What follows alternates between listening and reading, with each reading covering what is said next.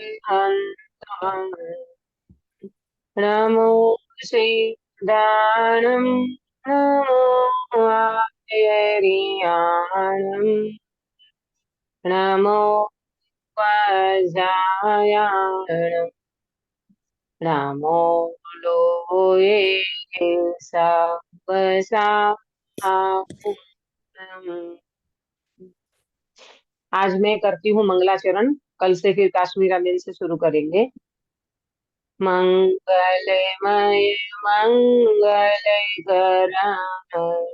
वीतराग विज्ञान नमो जाते भये अरिहन्तादिमा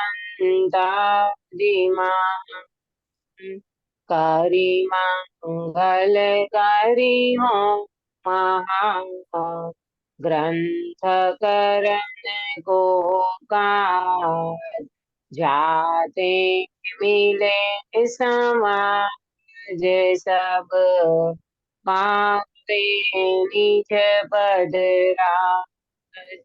दूसरे अधिकार का मंगलाचरण।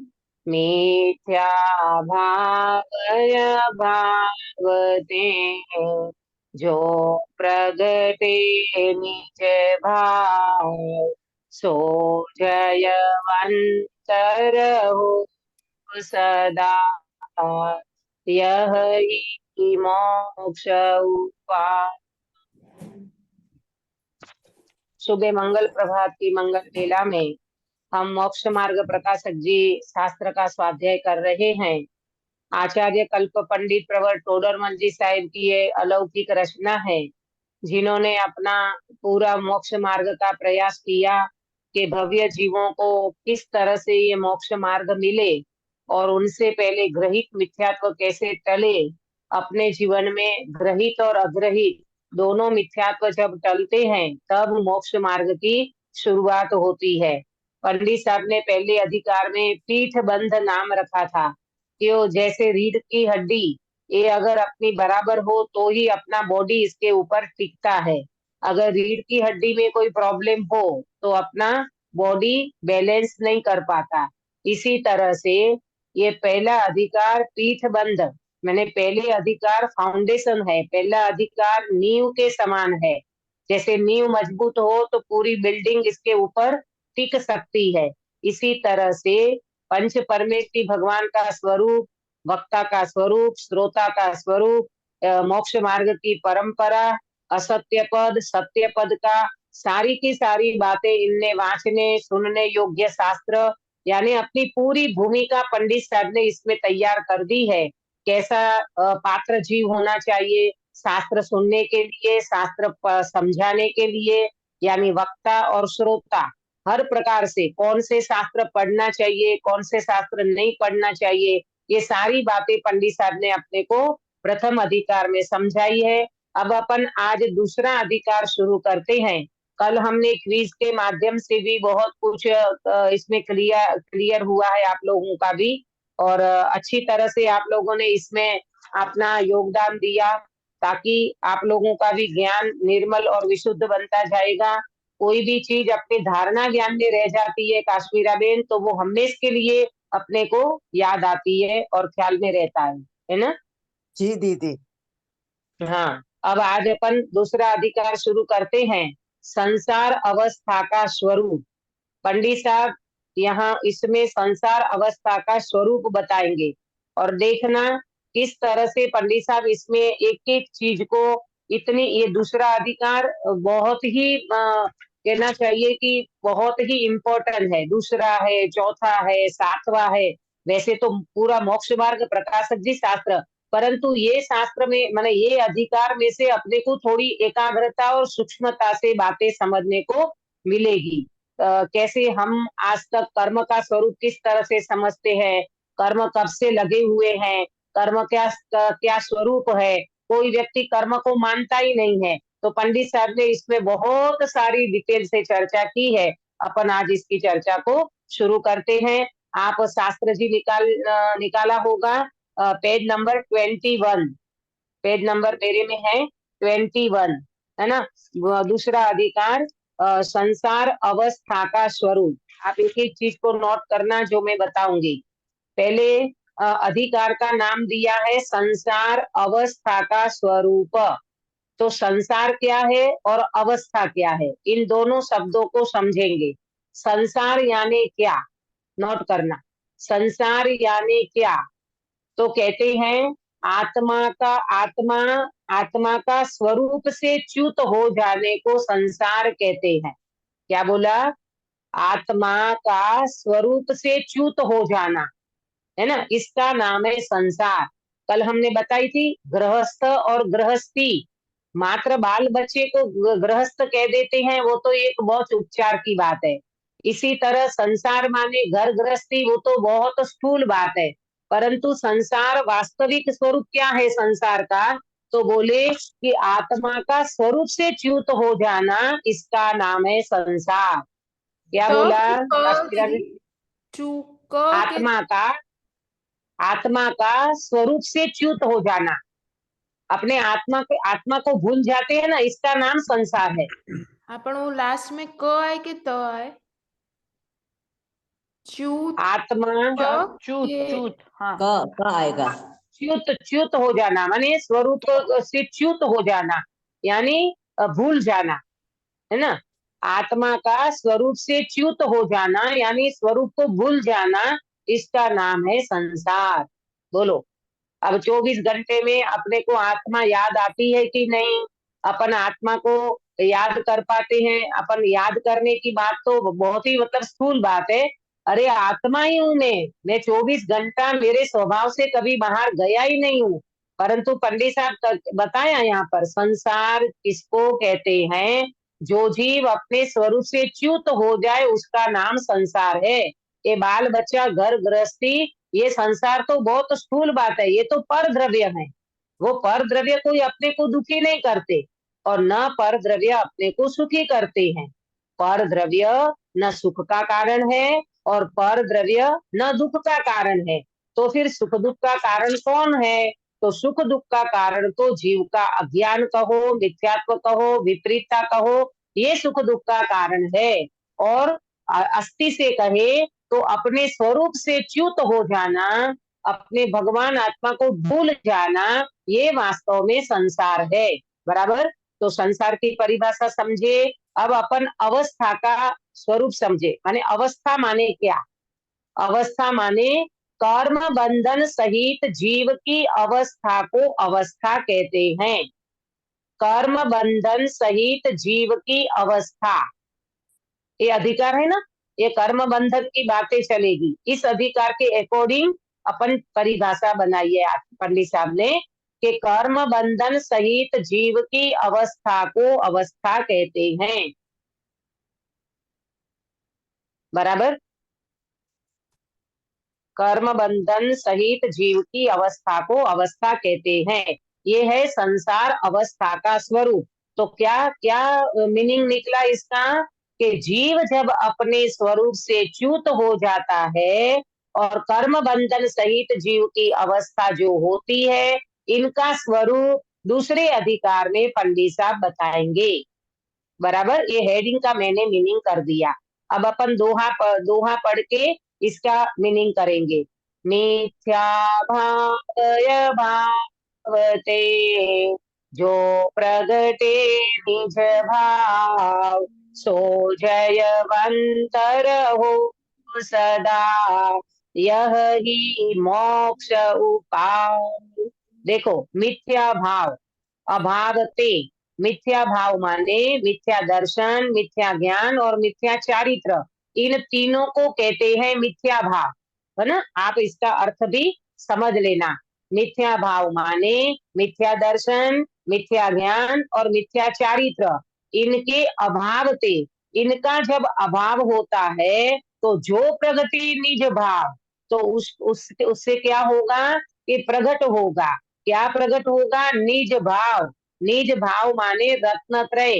निज भाव का मतलब यहाँ रत्नत्रय लेना, मोक्ष मार्ग लेना, सम्यक दर्शन, सम्यक ज्ञान और सम्यक चारित्र, इसको कहते हैं निज भाव। ये निज भाव प्रकट होता है। कब प्रकट होता है सुधाबेन? ये निज भाव कब प्रकट होता है? जब आत्मा का स्वरूप जानते हैं तब। हाँ, आत्मा का स्वरूप माने सम्यक दर्शन, सम्यक ज्ञान, सम्यक चारित्र, ये कब प्रकट होता है? जब मिथ्या दर्शन, मिथ्या ज्ञान और मिथ्या चारित्र का अभाव होता है, तब सम्यक दर्शन, ज्ञान और चारित्र प्रकट होता है। इसको यहाँ निज भाव कहा। बराबर। फिर सो जयवंत रहो सदा, ये जयवंत रहो। काश्मीराबेन, क्या जयवंत रहो? निज भाव जयवंत रहो। निज भाव माने क्या? मेरा रत्नत्रय, सम्यक दर्शन, हाँ, सम्यक चारित्र। बहुत बढ़िया। सो जयवंत रहो सदा। कौन जयवंत रहो मेरी परिणति में? तो बोले सम्यक दर्शन, सम्यक ज्ञान, सम्यक चारित्र, ये मेरी परिणति में जयवंत रहो। यह ही मोक्ष उपाय, ये वास्तव में मोक्ष का उपाय है। तो मोक्ष का उपाय माने मोक्ष का कारण, मोक्ष का हेतु, मोक्ष और मोक्ष का उपाय। समझना ध्यान से। मोक्ष माने कार्य और मोक्ष का उपाय कारण। वैसे अपन मोक्ष को कारण कहें और सम्यक दर्शन, ज्ञान, चारित्र को कार्य कहते हैं, परंतु यहाँ पंडित साहब मोक्ष को कार्य कहेंगे, मोक्ष को कार्य कहेंगे, कहते हैं। और रत्नत्रय को कारण कहा। क्यों? क्योंकि मोक्ष मार्ग के बिना मोक्ष प्रकट नहीं होता। समझना ध्यान से। गिरीश भाई, आया समझ में आपको? जी। यहाँ ये मोक्ष मार्ग शास्त्र है ना, तो मोक्ष मार्ग शास्त्र को फोकस करते हैं। जब तक जीव को रत्नत्रय प्रकट नहीं होगा, तब तक जीव को मोक्ष कैसे मिलेगा? तो रत्नत्रय हो गया कारण और मोक्ष हो गया कार्य। आया समझ में अक्षरा बेटा? हाँ दीदी। है ना? कारण कार्य समझ में आया ना? तो पहले मोक्ष मार्ग को कारण कहा और मोक्ष को कार्य कहा। जब तक बीज नहीं होगा तब तक वृक्ष कैसे बनेगा? है ना? तो बीज बन गया मोक्ष मार्ग, और बीज के ऊपर जो फल आता है वो हो गया कार्य।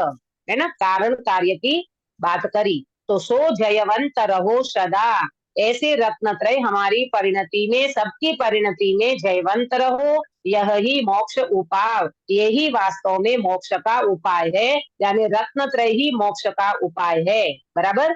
फिर से एक बार बोलती हूँ, मिथ्या भाव अभावते, मिथ्या भाव का अभाव करना। मिथ्या भाव माने अंकित भैया, मिथ्या भाव में क्या लेना बेटा? संसार। मिथ्या अरे जो पर में जो ध्यान दर्शन रहता है वो सब। विपरीत अज्ञान। मिथ्या भाव माने मिथ्या दर्शन, मिथ्या ज्ञान और मिथ्या चारित्र, इस तीन को कहते हैं मिथ्या भाव। बराबर। पर का श्रद्धान माने अपना अपने आत्मा का श्रद्धान नहीं करना, अपनी आत्मा का ध्यान नहीं करना और अपनी आत्मा में लीन नहीं होना, है ना, इसको कहते हैं मिथ्या भाव। पर में एकत्व ममत्व करना, पर में लीन रहना, पर का श्रद्धान करना, पर का ज्ञान करना और पर में रमणता करना, इसका नाम है मिथ्या दर्शन, मिथ्या ज्ञान और मिथ्या चारित्र। इसका अभाव करने से क्या प्रकट होता है? जो प्रगटे निज भाव। निज भाव का मीनिंग क्या लिया प्रेमलता जी? निज भाव माने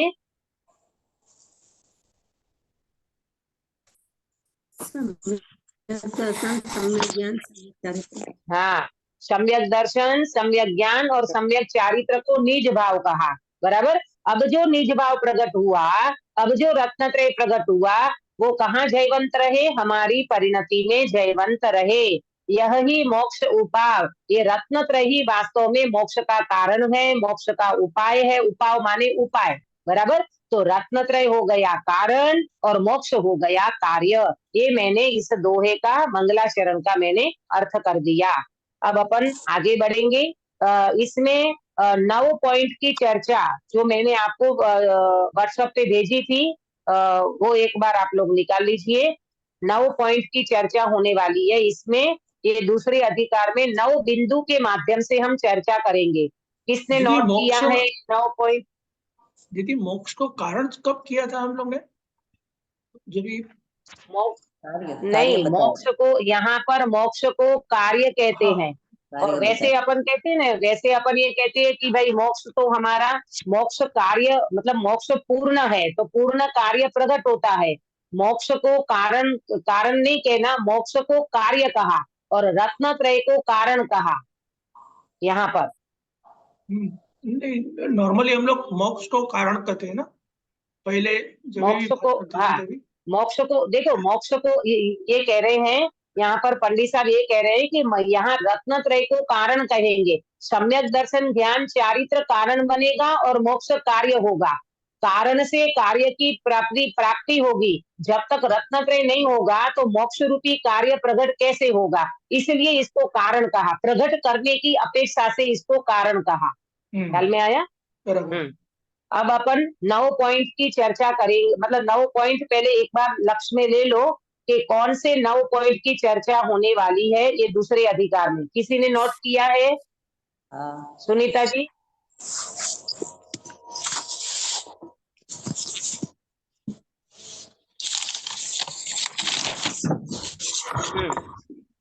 नौ पॉइंट की चर्चा भेजी थी मैंने आपको। नहीं किया है, हाँ, लेकिन नोट नहीं किया है, कोई बात नहीं। हाँ, भावना बेन आपने किया है?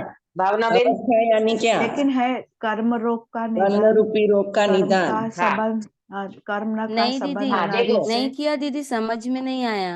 हाँ, हमको समझ भी में नहीं आया? ये तो नहीं दीदी। सुनो, ये तो अपन सुनो, ये तो अपन समझने वाले हैं। पहले मैंने आपको नोट कराया है, ये 9 बिंदु आप आपकी कॉपी में नोट करना। 9 हाँ, पॉइंट के लिखे। माध्यम से हमारी चर्चा होगी, वो तो मैं आपको समझाऊंगी, लेकिन 9 बिंदु कौन से हैं ये मैं पूछ रही थी आपसे। मैं बोलूं? ये मैं क्या बोलूं? करा है, नहीं करा है हाँ। दीदी ये 9 बिंदु? कर्म बंध मैं मैंने बोलती हूँ मैंने दीदी।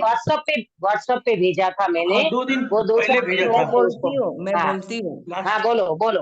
कर्म बोलो। बंध सहित जीव की अवस्था को कर्म बंध रूपी रोग कर्म का निदान। पहले सुनो, कर्म बंध रूपी रोग का निदान नंबर 1। नंबर 2, कर्म रूपी संबंध अनादि का। हाँ, कर्म बंध का संबंध अनादि का। नंबर 3, ए और कर्म की भिन्नता। ए माने आत्मा और कर्म की भिन्नता, बराबर। नंबर 4, मूर्तिक अमूर्ति का बंध। मूर्तिक अमूर्ति का बंध, बहुत बढ़िया। नंबर 5, घाती अघाती का कार्य। घाती अघाती का कार्य। नंबर 6, नवीन कर्म बंध का विचार। बहुत बढ़िया, नवीन कर्म बंध विचार। नंबर 7, 4 प्रकार के बंध का निरूपण। 4 प्रकार के बंध का निरूपण, बहुत बढ़िया। नंबर 8, कर्म की अलग अलग अवस्था। कर्म की अलग अलग अवस्था। नंबर 9, कर्म की निमित्त से होने वाली जीव की अवस्था। बहुत बढ़िया, कर्म के निमित्त से होने वाली जीव की अवस्था। ये 9 पॉइंट के ऊपर अपनी चर्चा होने वाली है। ये मैं समझाऊंगी अभी आपको, परंतु कौन से बिंदु आने वाले हैं इसकी चर्चा अपन ये 9 बिंदु के माध्यम से करेंगे। फिर इसके बाद अनादि, ये जो है ना दूसरे नंबर में, कर्म बंध का संबंध अनादि का, तो अनादि 5 वस्तु। हाँ, अनादि 5 वस्तु। गिरीश भाई जीव अनादि। एक मिनट, दूसरे को भी चांस, अनादि। दूसरे को 1 मिनट, दूसरे को चांस देने दो। हर किसी व्यक्ति का क्लियर होना चाहिए। हाँ, गिरीश भाई आप बोलिए, 5 वस्तु कौन सी नोट की है? मैंने पहले से बोलूं? हाँ, ये हाँ। नहीं, पहले से नहीं, अनादि 5 वस्तु जो नोट कराई है ये। हाँ, अनादि की। हाँ, जीव अनादि, हाँ। कर्म का संबंध जीव अनादि, अनादि, पर्याय हाँ, में जीव स्वभाव अनादि का से घात है, अनादि, कर्म का संबंध अनादि से है, और तीसरा पर्याय में स्वभाव का घात अनादि। बहुत बढ़िया, पर्याय में स्वभाव का घात अनादि से हो रहा है, और चौथा स्वभाव का अंश प्रकट अनादि। हाँ, स्वभाव का अंश जो प्रकट है वो भी अनादि से। और नंबर 5, आत्मा शुद्ध द्रव्य, अनादि। ये भी अनादि से। कितनी गजब की बात है। अब जब अपन इसकी चर्चा करेंगे ना, आपको बहुत मजा आ जाएगा। एक बाजू अपन कितना भी कर्म का रोना रोवे, पर आचार्य भगवान कहते हैं, टोडरमल जी साहब कहते हैं कि 5 वस्तु जो अनादि से है ना, तो उन 5 वस्तु में तुम्हारा शुद्धात्मा भी अनादि से है, और अपना ये जो जानना अंश है ना ज्ञान का, वो भी अनादि से है। घबराने की कोई जरूरत नहीं है। कर्म कितने भी अनादि से हो, लेकिन तुम्हारा आत्मा भी तो अनादि का है। तुम्हारा शुद्ध द्रव्य भी तो अनादि का है, तुम्हारा ज्ञान स्वभाव भी तो अनादि का है। निगोद के जीव को भी ज्ञान है कि नहीं? है है दीदी। है दीदी। हाँ, अक्षर का अनंतवा भाग खुला है ना, नहीं तो वो जीव जड़ हो जाता। तो बहुत अच्छी बात है कि सही बात है कि मेरा भगवान आत्मा कभी भी ज्ञान के बिना रहा ही नहीं है। निगोद के जीव को भी अपन जीव कब कहते हैं? जब उसमें ज्ञान का अंश खुला है, जब उसमें ज्ञान का उगाड़ है, उतना जितना थोड़ा सा है भले, लेकिन ज्ञान का अंश जीव का सदा भी अनादि से है और अनंत काल तक रहेगा। बराबर। तो ये 9 पॉइंट के माध्यम से अपन चर्चा करने वाले हैं। बराबर। अब देखो शास्त्र जी में देखना, अब अपन शुरू करते हैं चर्चा। अब इस शास्त्र में मोक्ष मार्ग का प्रकाश करते हैं। पंडित साहब एक तरफ तो कर्म की बात करते हैं और दूसरी तरफ कहते हैं कि मोक्ष मार्ग का प्रकाश करते हैं।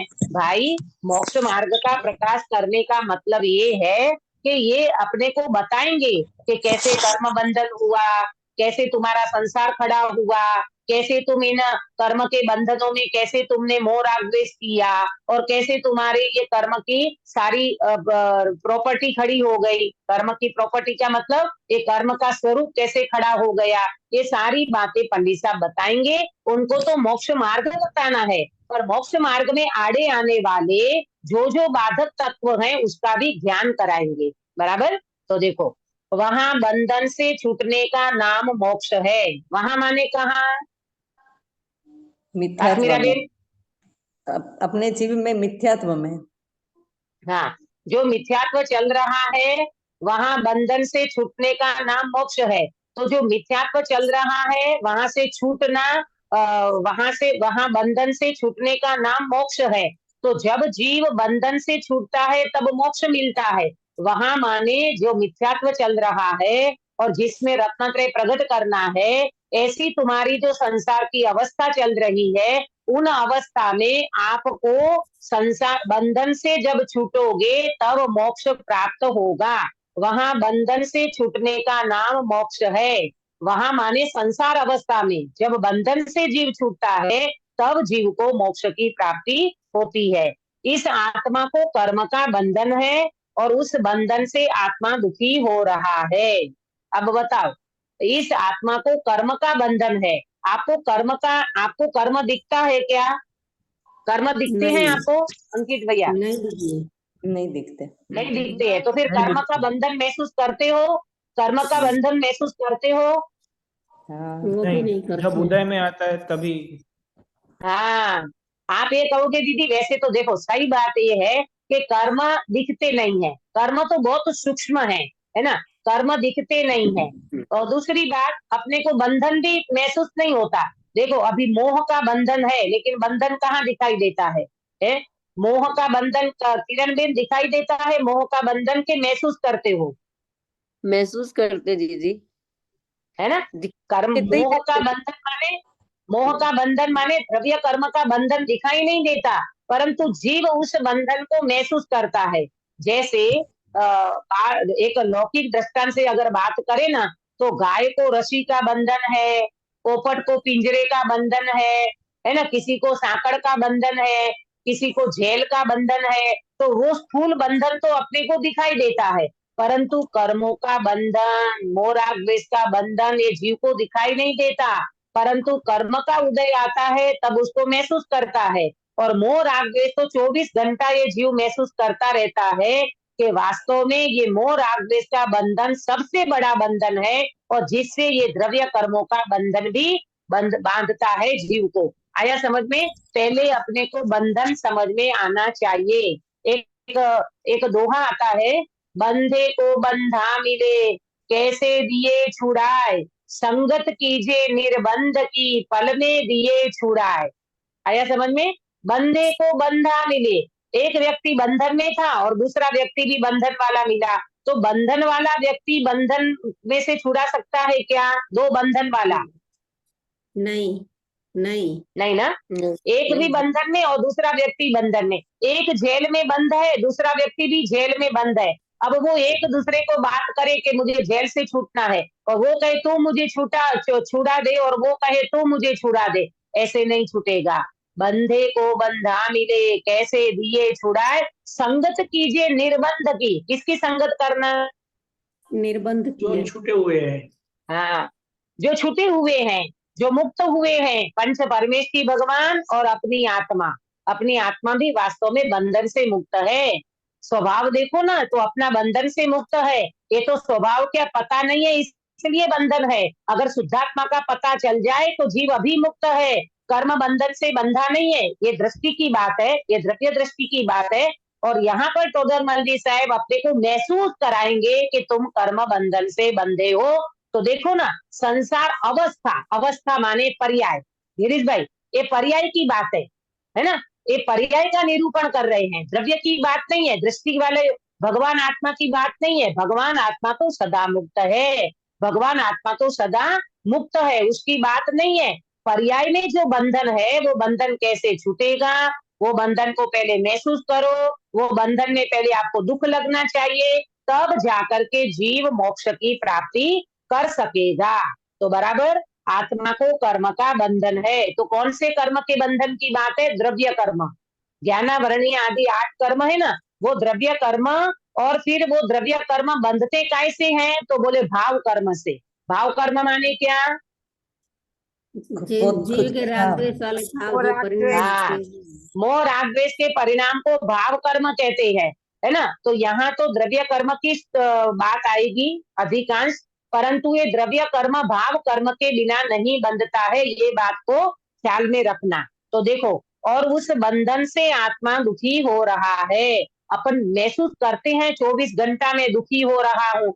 अभी अंकित भैया ने बताया, जब कर्म का उदय आता है ना, तब दुख महसूस होता है। लेकिन मैं ये कहती हूँ, पुण्य का उदय, ये भी तो एक कर्म का उदय है ना अक्षा बेटा?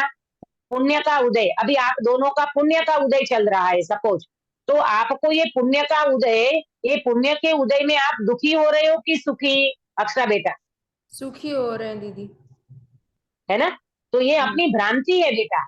ये पुण्य के उदय में अपन सुखी हो रहे हैं ना, ये भ्रांति है जीव की। क्यों? ये पुण्य का उदय कब तक रहेगा? थोड़े समय। है ना? ये पुण्य का उदय भी तो कभी अस्त होने वाला है ना। आज शरीर अनुकूल है, इंद्रियां अनुकूल है, संयोग अनुकूल है, लाड़ी बाड़ी गाड़ी सब कुछ है, पर शरीर भी एकदम बढ़िया है, परंतु कह नहीं सकते इसी शरीर में कल असाता का उदय आ सकता है। कोई रोग भी हो सकता है, पुण्य का उदय पाप में कन्वर्ट हो सकता है, असाता साता में बदल सकती है, संयोग वियोग में बदल सकता है, करोड़पति रोड़पति बन सकता है। बहुत सारी सिचुएशन उन व्यक्ति के सामने आ सकती है।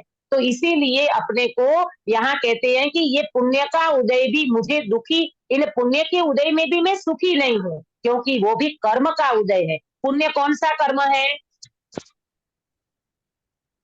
द्रव्य कर्म। साता वेदनी। है ना, द्रव्य कर्म। बराबर है, साता वेदनीय कहो, द्रव्य कर्म कहो, तो ये तो कर्म का उदय है ना प्रभु। तो ये कर्म के उदय में मैं सुखी दुखी होता हूँ, ये तो मेरी बहुत बड़ी भ्रांति है। आया समझ में? तो कर्म के बंधन से आत्मा, और उस बंधन से आत्मा दुखी हो रहा है। ये देखो, अभी अभी क्या होता है मालूम? मिथ्यात्व होने के कारण, अज्ञानता होने के कारण पुण्य के उदय में अपने को सुखी मानता है, और पाप के उदय में अपने को जीव दुखी मानता है। लेकिन है दोनों कर्म का बंधन, चाहे साता चाहे असाता, चाहे पुण्य चाहे पाप, ये वास्तव में है तो दोनों कर्म का बंधन है। ये कर्म के बंधन में तो जीव दुखी होता है। देखो, ज्ञानी को कहीं पर भी उदय में सुख नहीं भाषित होता। चक्रवर्ती को 6 खंड में सुख भाषित होता है कि अखंड चैतन्य की आराधना में? काश्मीरा बेन, अखंड चैतन्य क्या है? है ना? चैतन्य चैतन्य हाँ, अखंड चैतन्य की आराधना में उनको सुख भाषित होता है। तो आपको समझ में आ रहा है, अनादि से कर्म का बंधन है, और कर्म का बंधन अनादि से है, और बंधन से आत्मा दुखी हो रहा है। और तीसरी बात, इसके दुख दूर करने का ही निरंतर उपाय भी रहता है। 3 बातें नोट करना, 3 बात।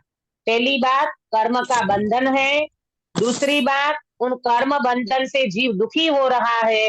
और तीसरी बात, दुख दूर करने का निरंतर उपाय करता है। 3 बात कौन सी प्रेमलता जी?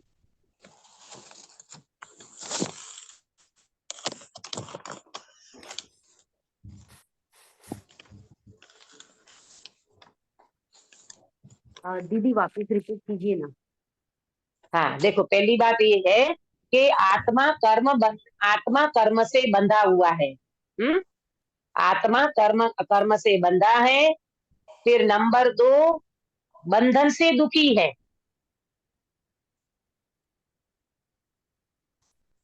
बराबर। और नंबर 3, दुख दूर करने का निरंतर उपाय करता है। तीसरी बात क्या बोली कि निरंतर दुख दूर करने का उपाय करता है। बोलो, अब अपने अपने अपने 24 घंटे में अपन पहले तो कर्म का बंधन है कि नहीं, ये श्रद्धान होना चाहिए कि सही बात है, कर्म का बंधन तो अनादि से हो रहा है और ये कर्म का बंधन है तभी तो मैं संसार में हूँ। अगर कर्म बंधन छूट जाता तो जीव सिद्धालय में चला जाता, जीव मोक्ष में चला जाता, है ना। तो कर्म का बंधन है, ये बात बैठती है। तो बोले हाँ, कर्म का बंधन है। फिर बंधन से जीव दुखी हो रहा है कि नहीं, ये कर्मों के बंधन से जीव दुखी हो रहा है कि नहीं सुधा बेन? हाँ दीदी, हाँ। हो रहा है ना, दुखी हो रहा है ना, 24 घंटा जीव दुखी हो रहा है। तो ये 2 बात हो गई। और तीसरी बात, इसके दुख दूर करने ही का निरंतर उपाय भी रहता है। तो निरंतर इस दुख से दूर करने का जीव उपाय करता है। मेरा दुख दूर कैसे हो? और मालूम 24 घंटा अपन क्या करते हैं, देखना ध्यान से सुनना, प्रैक्टिकल बताती हूँ कि 24 घंटा दुख से दूर करने का उपाय करते हैं। लेकिन वो उपाय कैसा करते हैं? जैसे आप एक आसन में बैठे हो, जैसे मैं अभी इस कुर्सी में बैठी हूँ और मैं पैर हिला रही हूँ, ऊपर नीचे कर रही हूँ, तो क्यों कर रही हूँ बता?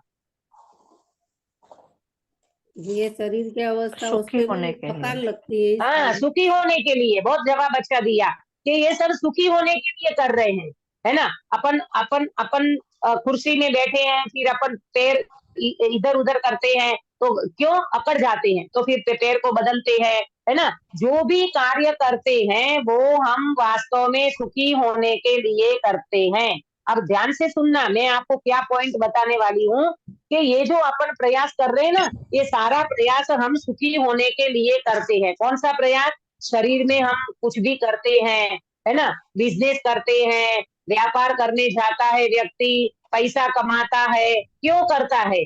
अपना दुख दूर करना है और उनको सुखी होना है।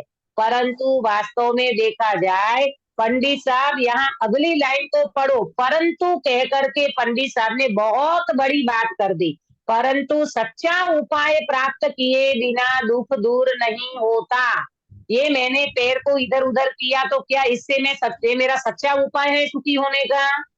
नहीं, नहीं, नहीं है ना। अरे ये तो तुमने शरीर की अवस्था के लिए किया, ये कोई सच्चा उपाय थोड़ी है। कोई व्यक्ति बिजनेस करता है, कोई व्यक्ति बच्चों का पालन करता है, कोई व्यक्ति जॉब करता है, कोई व्यक्ति इंद्रिय के विषय को भोगता है, तो क्या इससे उस व्यक्ति को सच्चा सुख मिल जाएगा? नहीं, और वो सच्चा उपाय है क्या? पैसा कमाना ये सुखी होने का सच्चा उपाय है गिरीश भाई? नहीं, नहीं है ना। तो पंडित साहब ने परंतु कहकर के बहुत मतलब बड़ी बात बता दी। पहले तो 3 बात कौन सी बताई? आत्मा को कर्म का बंधन है, बंधन से आत्मा दुखी है और वो दुख दूर करने का उपाय निरंतर करता है। ये 3 बात को कौन दोहराएगा एक बार? अक्षय बेटा। हाँ दीदी। आत्मा कर्म से बंधा हुआ है, जिससे जीव हाँ, दुखी दुखी हो है, रहा है और दुख दूर करने का निरंतर उपाय कर रहा है। निरंतर उपाय कर रहा है। बराबर। ये 24 घंटा अपन ये चीज को ध्यान में रख के चलते हैं ना कि भाई कर्म का बंधन भी है, कर्म से दुखी हो रहा हूँ और उनका उपाय, दुख दूर करने का उपाय निरंतर करते हैं। परंतु कहकर के टोडरमल जी साहब ये कहते हैं कि तुम जो उपाय कर रहे हो ना, वो उपाय से तुम्हारा दुख दूर नहीं होगा। आया समझ में? तो कौन सा उपाय हम कर रहे हैं? तो अभी मैंने जो बताया, भूख लगी है तो भोजन करते हैं, प्यास लगी है तो पानी पीते हैं, है ना, रोग होता है तो डॉक्टर के पास जाते हैं, पैसा कमाना है तो बिजनेस करते हैं, है ना, जॉब करना है तो कैरियर बनाना है तो जॉब करते हैं। क्यों? क्योंकि मुझे मेरा दुख दूर करना है। परंतु ये उपाय सच्चा की झूठा? झूठा कश्मीरा बेन। दीदी, झूठा हाँ? झूठा झूठा। हाँ, ये उपाय झूठा है। आया समझ में? ये उपाय बिल्कुल झूठा है। देखो कहा परंतु सच्चा उपाय प्राप्त किए बिना दुख दूर नहीं होता और दुख सहा भी नहीं जाता। इसलिए यह जीव व्याकुल हो रहा है। आकुल व्याकुल बोलते ना अपन। आकुल होना माने किसी चीज की अपेक्षा रखी और वो चीज नहीं मिली। पहले तो अपेक्षा रखी, वो आकुल था। अपेक्षा की पूर्ति नहीं हो तो वो व्याकुल हो जाता है। बहुत अपन लोग आकुल व्याकुल हो रहा है, आकुल व्याकुल हो रहा है। ये किसी चीज की अपेक्षा करना, इच्छा करना और इच्छा की पूर्ति नहीं होती है तो वो जीव व्याकुल होता रहता है, आकुल व्याकुल होता रहता है। यहाँ पर पंडित साहब कहते हैं, भाई तुम जो 5 इंद्रिय के विषय भोग में तुम जो सुखी होने का उपाय कर रहे हो, वो उपाय तुम्हारा झूठा है। ये उपाय तुम्हारा झूठा है। 24 घंटा, अब आप ऑब्जर्वेशन करना कि 24 घंटा अपन शरीर को सुखी रखने का उपाय करते हैं कि आत्मा को? शरीर को शरीर को ही है ना? शरीर को सुखी रखने का उपाय करते हैं। देखो जैसे आज दिन खुला तो अपने को गले में सोख पड़ रहा है, गला सूख रहा है, तो अपन सीधा क्या करेंगे? गला सूखता है तो वेद विज्ञान करोगे कि पानी पियोगे? पानी पियोगे। पानी याद आएगा। आज तो गला सूख रहा है, पता नहीं सुबह सुबह मुझे पानी पीना है, तो पानी तो दिखता है सुख का उपाय, पर उसी समय हे चैतन्य देव, तू तो वास्तव में अतीन्द्रिय ज्ञान स्वभावी आत्मा है। तू ये जड़ पानी को पी नहीं सकता। तू तो चैतन्य तत्व है। तू तो ज्ञान रस को पीने का अभ्यास कर। लेकिन वो अभ्यास याद आता है गिरीश भाई? नहीं आता। नहीं आता है। हाँ, तो ये उपाय करना चाहिए वास्तव में। फिर भले आप पानी पियो, उसकी मना नहीं है, नहीं तो आप कहोगे दीदी या तो गला सूख रहा है, उपयोग नहीं लगता है। अरे थोड़ी देर भी आप जरा प्रैक्टिस तो करो, जरा याद तो करो कि मैं वास्तव में चैतन्य स्वभावी। ये तो क्या होता है मालूम? पुण्य का उदय है ना, तो जैसे क्लास छूटती है, डाइनिंग टेबल पे नाश्ता तैयार, पानी तैयार, दूध तैयार, उकाली तैयार, चाय तैयार, कपड़े तैयार, सब कुछ तैयार मिलता है। इसलिए जीव को पुण्य के उदय में होश नहीं रहता। थोड़ा सा पाप का उदय आ जाए तो जीव को पता चले। कहने का मतलब ये है, सीधी सी बात ये है कि ये जो उपाय हम बाहर में कर रहे हैं ना, वो उपाय झूठा है। आत्मा को सुखी होने का ये उपाय बराबर नहीं है। अब मैं एक आपको एग्जाम्पल देती हूँ, उससे आपको ये बात समझ में आएगी। आप मुझे बताना। एक राजा था और वो राजा अपने दरबार में एक बहुत बड़ा कांच का दरवाजा था। ये कांच का दरवाजा था और राजा ने जाहिरात करी। राजा ने एक जाहिरात करी कि जो व्यक्ति ये कांच का दरवाजा खोल देगा उसको मैं इनाम दूंगा, है ना? और जो इनाम, राजा तो राजा है, जो मन में आएगा वो देगा। तो राजा कहते हैं कि जो व्यक्ति इस कांच को खोलेगा, कांच का दरवाजा खोल देगा, उस व्यक्ति को मैं इनाम दूंगा। अब गांव के सारे लोग, नगरी के सारे लोग मथते हैं, प्रयास कर रहे हैं, लेकिन दरवाजा नहीं खुल रहा है। क्या बात है? धक्के लगा रहे हैं, कितना जोर लगा रहे हैं, कितने धक्के लगा रहे हैं, परंतु दरवाजा नहीं खुल रहा है। मेरा सभा में से प्रश्न है, आप वो दरवाजा खोल सकते हो क्या? हाँ दीदी। आपको अगर खोलने को कहे तो क्या करोगे? वो दरवाजा अंदर की तरफ खुलता था, उसे बाहर खोलते थे, उसको अंदर की तरफ ले जाना है। हम बाजू में ही हट जाएंगे। अच्छा, गिरीश भाई कहते हैं हम बाजू में हट जाएं, तो हट जाने से दरवाजा खुल जाएगा। दरवाजा के सामने में एक दिखेगा और ही नहीं। कांच होगा दीदी। दरवाजा गलत तरीके से खोल रहे थे, वो बाहर की तरफ खोल रहे थे, उसको अंदर की तरफ खोलना है। ऐसा बराबर है। हाँ, बहुत बढ़िया सही है। जवाब दिया आपने सुधा बेन कि वो दरवाजा कितने लोग आकर के प्रयास किया, परंतु वो दरवाजा खुल ही नहीं रहा है। लेकिन एक व्यक्ति आकर के वो दरवाजे के बाजू में एक PULL, गिरीश भाई पुल क्या है? पुल हाँ, तो क्या है? मैंने अंदर की साइड खींचो। हाँ, अंदर की साइड खींचो तो तुम्हारा दरवाजा खुल जाएगा। तो आप मुझे बताना, अभी तक जितने लोगों ने प्रयास किया, दरवाजे को धक्के मार रहे थे, बहुत जोर से मार रहे थे, ये उपाय सच्चा की झूठा? झूठा है ना? ये उपाय झूठा था। करना क्या था अंकित भैया? करना क्या था वो दरवाजे को खोलने के लिए? अंदर झांकना था। हाँ, PULL, वो दरवाजे को अंदर खींचना था और व्यक्ति धक्का मार रहे थे, जोर से धक्का मार रहे थे, दरवाजा खुल नहीं रहा था। ये उपाय सच्चा था कि झूठा? तो बोले झूठा। बराबर। इसी तरह हमारे सुखी होने का उपाय सच्चा है कि झूठा? झूठा है।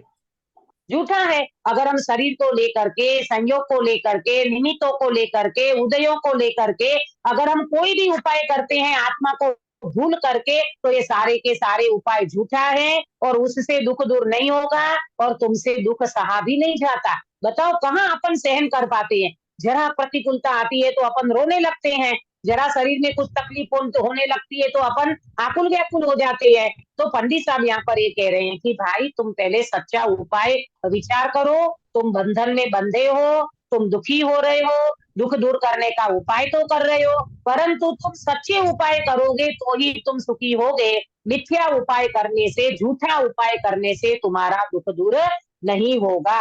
तो आज हमने ये चर्चा की, समय हो रहा है। आज हमने दूसरे अधिकार में संसार का स्वरूप माने संसार की डेफिनेशन, अवस्था की डेफिनेशन, उसके बाद हमने दोहे का अर्थ किया, उसके बाद हमने 3 प्रकार की बात करी। आत्मा कर्म से बंधा है, बंधन से आत्मा दुखी हो रहा है और दुख दूर करने का उपाय निरंतर करता है, परंतु सच्चा उपाय नहीं करने से जीव आकुल व्याकुल होता है। इसकी चर्चा हमने की है और कल अपन आगे चर्चा करेंगे कि जो 9 बिंदु के माध्यम से अपन चर्चा करेंगे। और आज मैंने व्हाट्सएप पे एक चार्ट भेजा है, उसकी चर्चा भी कल आएगी कि कौन सा रोग है, रोग का निदान, रोग की प्रतीति, रोग का कारण, रोग का उपाय, दूसरा, तीसरा, चौथा और 5वां, ये 4 अधिकार में पंडित साहब वैद्य और रोगी मरीज के माध्यम से दृष्टांत देकर के बात करेंगे। कल अपन इनकी चर्चा को आगे बढ़ाएंगे।